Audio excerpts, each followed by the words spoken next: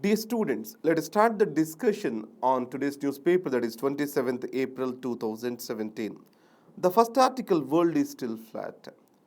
To understand this article, we need to understand two important terms over here.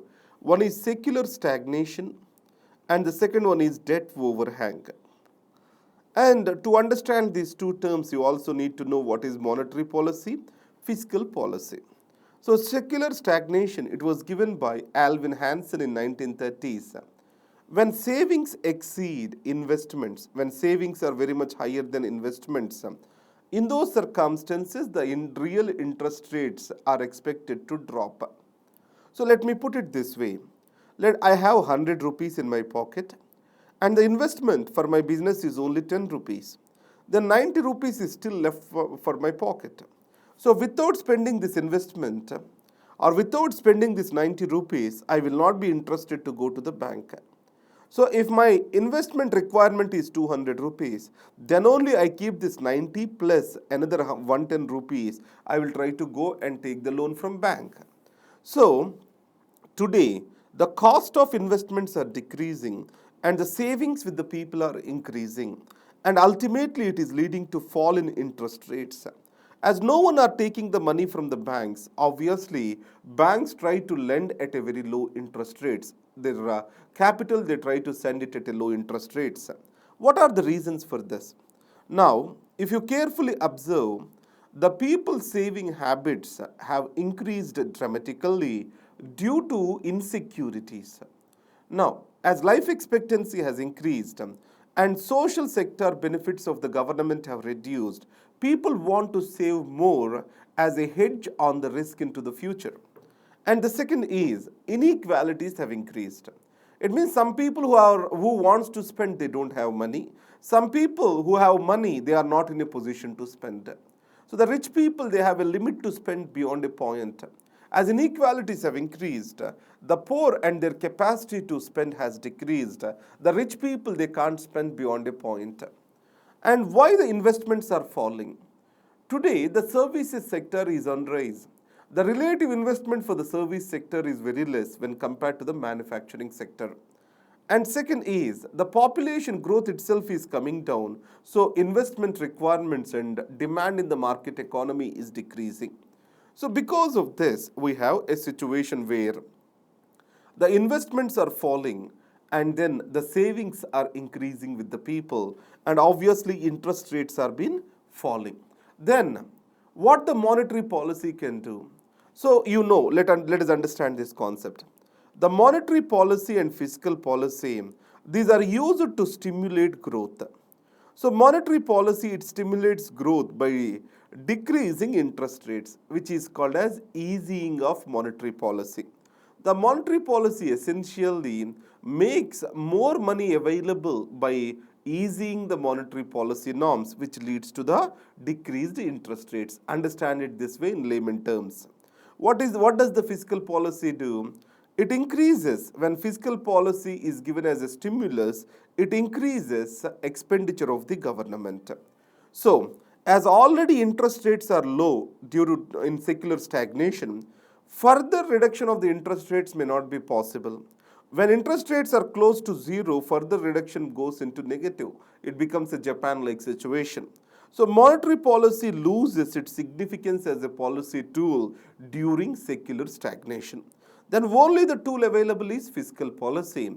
And fiscal policy also has its limitations because beyond a point, it leads to inflation and it also crowds out the capital away from the private sector. So, this is one important thing which can derail the economic prospects as expected. And second thing is, today the United States is in a flux.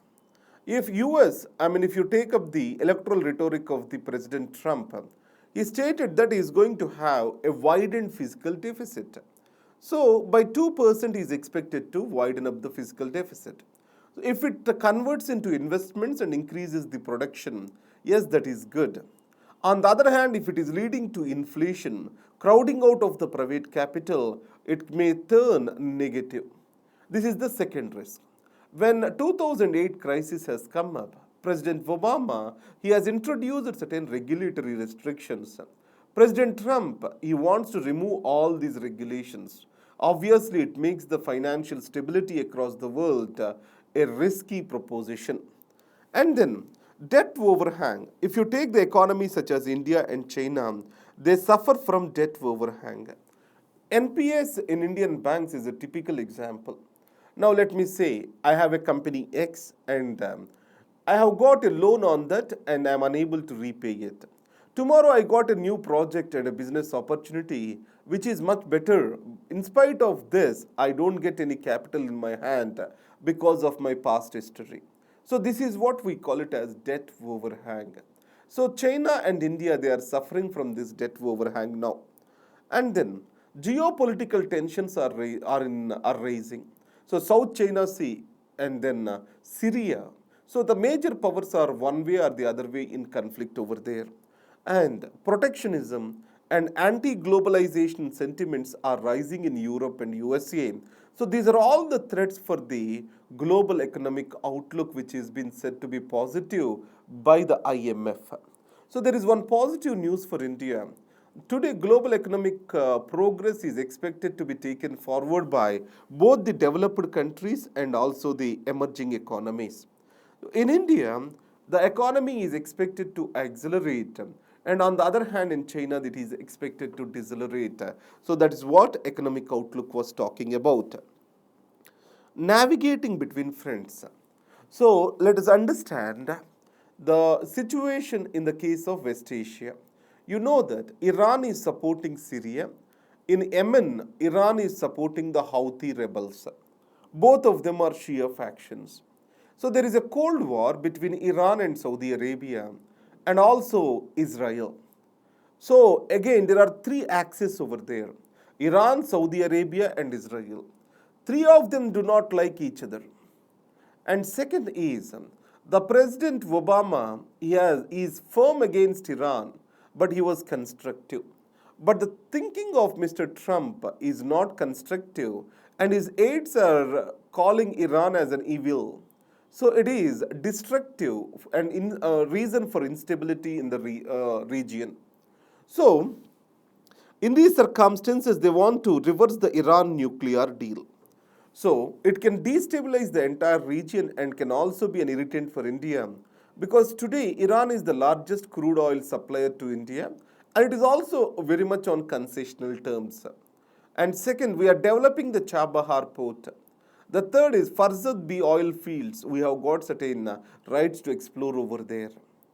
And India is building an strategic petroleum reserve, and Iran is supporting India to build this strategic petrol reserve for 90 days. So, in this context, any restrictions, economic restrictions, reversals on Iran nuclear deal that are going to hurt the India's commerce too. And then a stretched market.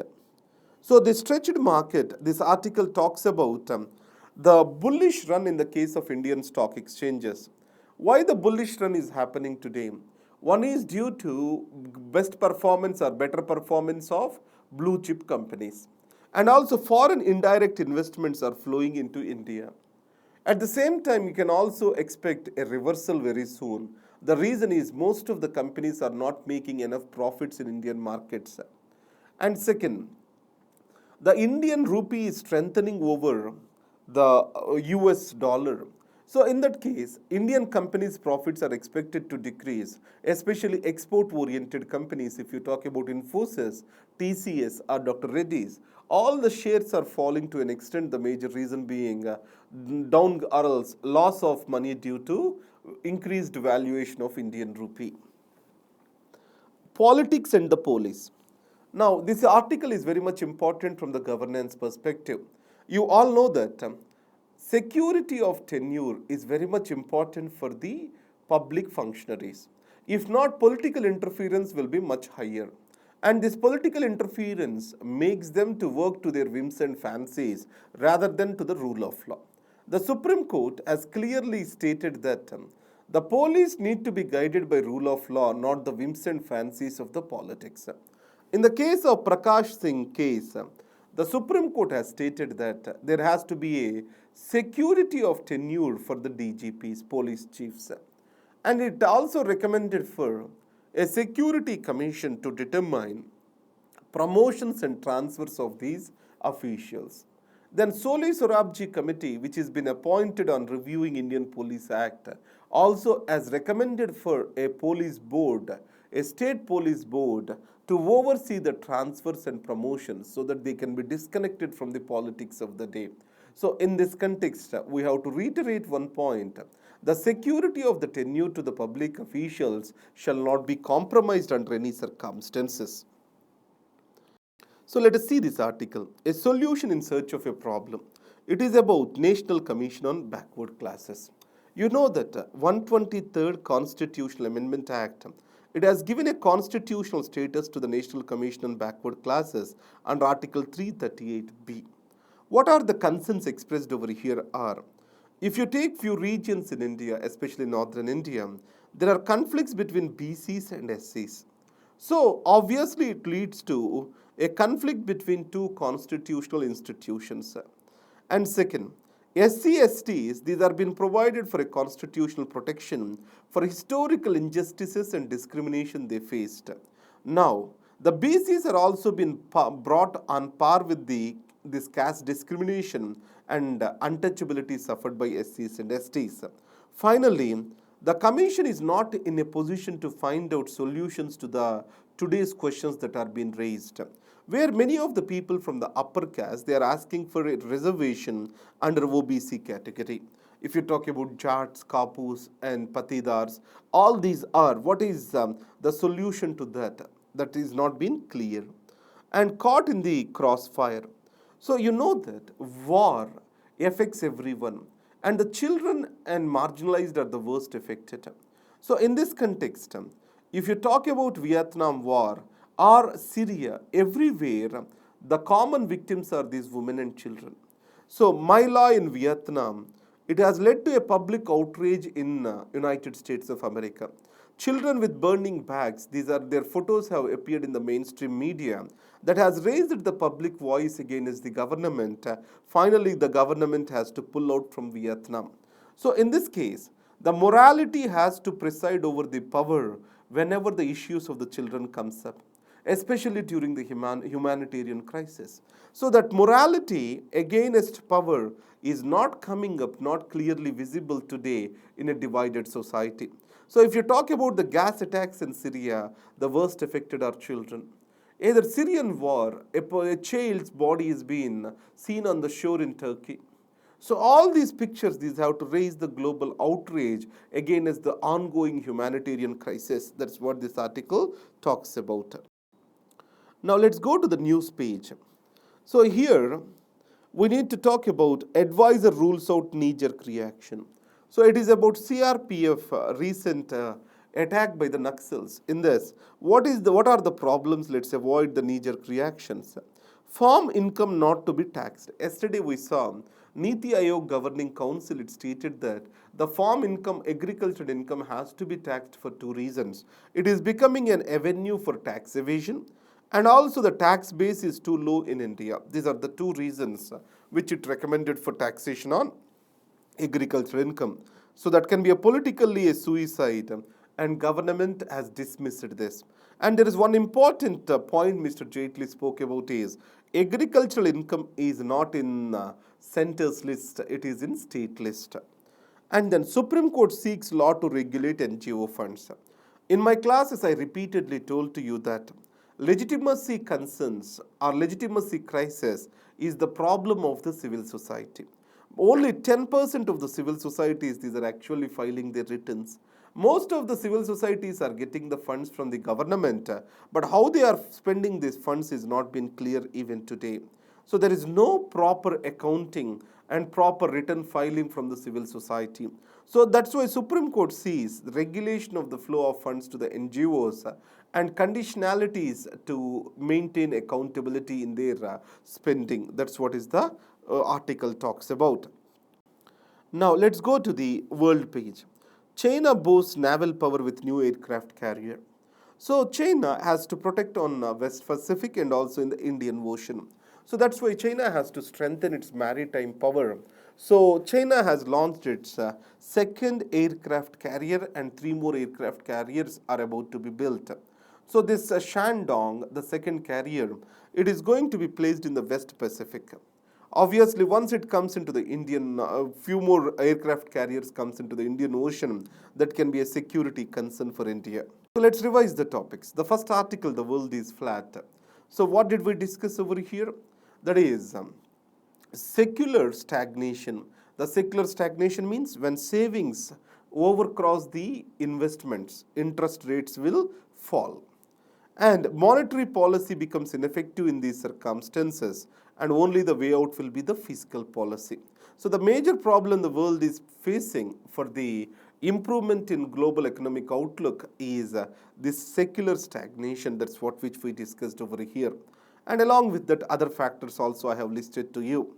So second is, we discussed about the Iran and India relations, that is navigating between friends.